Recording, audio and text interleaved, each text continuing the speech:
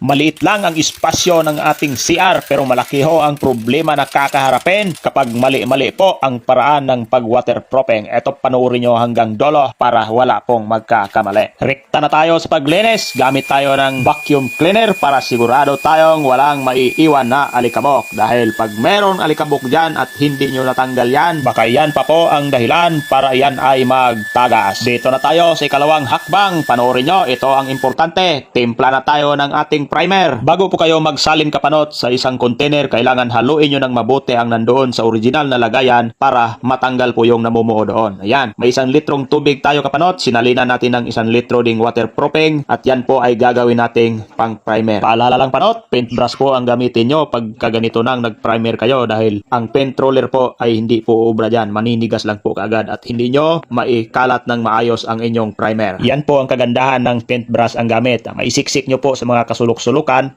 hindi tulad ng roller na iikot-ikot lang sa ibabaw at hindi mo maidiin ng husto. Yan. Sa mga nagtatanong panot kung kailan po tayo dapat magsikan coating, ang sagot ko po dyan, kung nasa malamig na lugar ka kapanot, aabutin po yan ng 3 araw para sigurado tayong tuyo na bago ka magsikan coating. Pero kung nandito ka man sa Manila area na napakainit, 1 araw lang po panot, pwede na magsikan coating. Ayan panot, tapos na tayo panot. Kung mapapansin nyo, yung mga waterproofing natin na naiipon sa mababa na lugar, ayan, alisin nyo po yan at yan po ay nagpapatagal lang po na matuyo. Maraming salamat, follow and share.